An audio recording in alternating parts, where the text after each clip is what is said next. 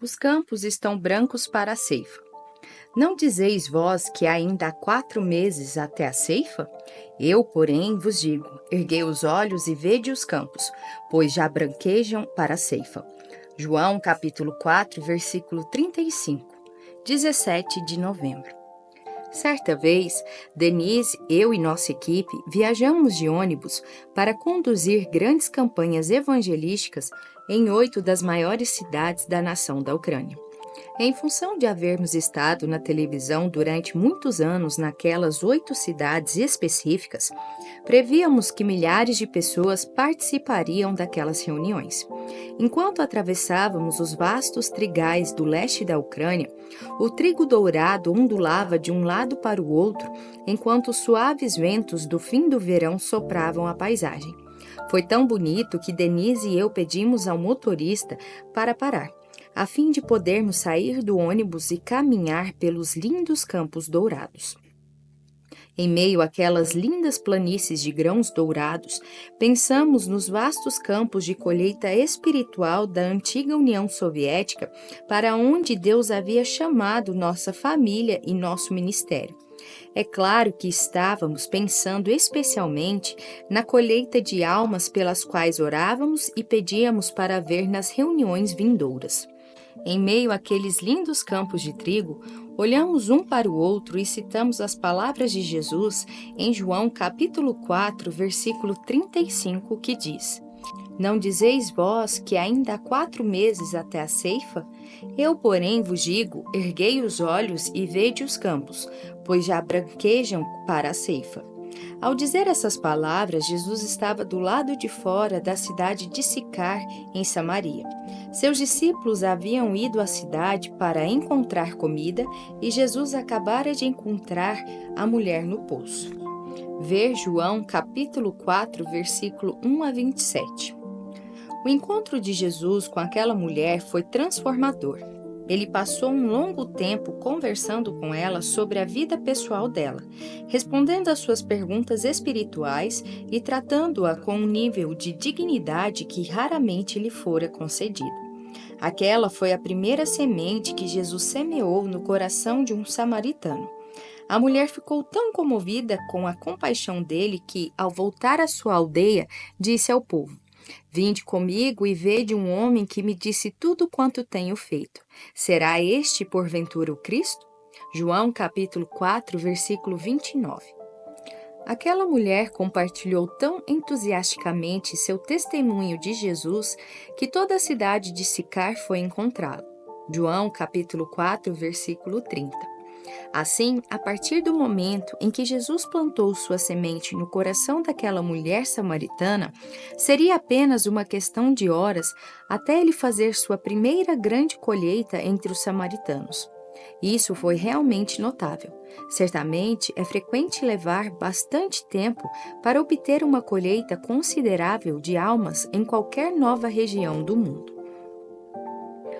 Quando o povo de Sicar saiu ao encontro de Jesus, ele e seus discípulos estavam na periferia da cidade, onde lhes falava sobre fazer a obra de Deus. Pelas palavras de Jesus, parece provável que ele e seus seguidores estivessem naquele momento parados perto de um campo de trigo semelhante àquele em que minha mulher e eu estávamos naquele dia na nação da Ucrânia.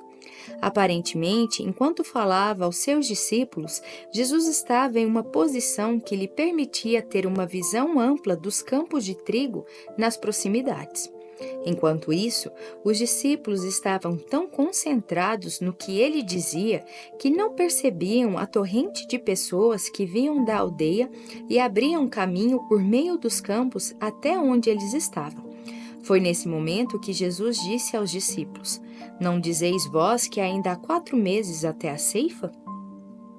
Naturalmente falando, demora no mínimo 4 meses para as sementes plantadas gerarem uma colheita. Porém, esse prazo não se aplica no caso da mulher samaritana. A semente havia sido plantada em seu coração um pouquinho antes, mas já era a hora de colher. Foi por isso que Jesus disse aos seus discípulos: Eu, porém, vos digo, erguei os olhos e vede os campos, pois já branquejam para a ceifa.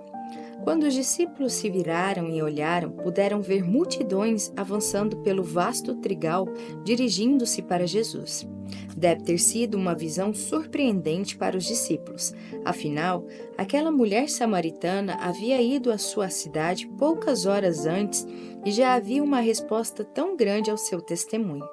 Jesus só havia semeado no coração de uma mulher samaritana, mas já estava obtendo uma enorme colheita de almas. Quero que você perceba que Jesus disse que os campos já branquejam para a ceifa. Jesus não estava se referindo ao campo de trigo ainda verde, e sim às pessoas que estavam vindo para vê-lo. Um estudioso observou que os trabalhadores das aldeias eram conhecidos por usar roupas de trabalho brancas. Aquela aldeia de trabalhadores foi tão afetada pelo testemunho da mulher samaritana que todos abandonaram o que estavam fazendo e foram imediatamente ver Jesus, ainda vestindo suas roupas de trabalho brancas. Quando o Senhor viu uma multidão de pessoas vindo em sua direção vestidas de branco, não viu vestes brancas. Ele viu uma colheita que estava branca e pronta para ser colhida dentre os samaritanos. Quando a multidão se aproximou, Jesus disse aos discípulos: O ceifeiro recebe desde já a recompensa e entesoura o seu fruto para a vida eterna. E de Sarte se alegram tanto o semeador como o ceifeiro. Pois no caso é verdadeiro o ditado: um é o semeador e outro é o ceifeiro. João capítulo 4, versículos 36 e 37. Jesus foi aquele que plantou a primeira semente no coração da mulher samaritana, mas agora era tempo de colher, e são necessárias muito mais mãos para apanhar do que para semear. Jesus era o semeador, mas a colheita não poderia ser totalmente colhida e preservada sem a ajuda dos seus discípulos. Jesus sentiu grande alegria ao ver aquela colheita de almas chegando tão rapidamente. Agora, entretanto, também seria grande a alegria dos discípulos em ajudar Jesus a passar a foice e levar aquelas almas a Deus. Jesus plantou a semente, mas era essencial que os discípulos o ajudassem a colher. Em João capítulo 4, versículo 38, Jesus disse: Eu vos enviei para ceifar o que não semeastes. Outros trabalharam, e vós entrastes no seu trabalho. Somente Jesus havia plantado a semente no coração da mulher do poço. No momento em que ele fez isso, seus discípulos estavam na aldeia procurando alimentos. Agora, porém, os discípulos tinham o privilégio de participar de uma grande produção de colheita para a qual não haviam tido trabalho algum. Eles estavam literalmente entrando em uma colheita branca e pronta para ser colhida porque Jesus havia se dedicado a plantar a semente no coração de uma única pessoa. Frequentemente, a colheita espiritual vem mais rapidamente do que as colheitas naturais. Pode demorar 4 meses para o trigo estar pronto para ser colhido. Entretanto, não pense que sempre levará um longo tempo até você ver as pessoas responderem à palavra que você semear no coração delas. Frequentemente, a alma humana está pronta para ser ceifada para o reino de Deus, muito rapidamente após a semeadura. Além disso, não pense que o seu papel na semeadura é pequeno e insignificante. Lembre-se de que Jesus plantou uma única semente no coração de uma pessoa. Contudo, aquele evento isolado e solitário produziu uma colheita tão grande que uma aldeia inteira veio para Jesus Cristo. De igual modo, a semente que você plantar hoje no coração de alguém pode ser a mesma que produzirá a próxima grande colheita para o reino de Deus. Por isso, na próxima vez em que você estiver falando com alguém sobre Jesus Cristo ou compartilhando as verdades da palavra de Deus com um estranho, não permita que o diabo lhe diga que você está perdendo seu tempo. Você pode estar plantando a exata semente que levará a salvação a todo um grupo de pessoas.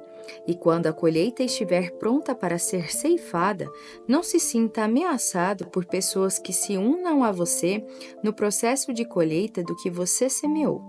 As colheitas sempre exigem mais ceifadores do que semeadores. Por isso, seja grato por um plantar e outros virem para ajudá-lo a colher.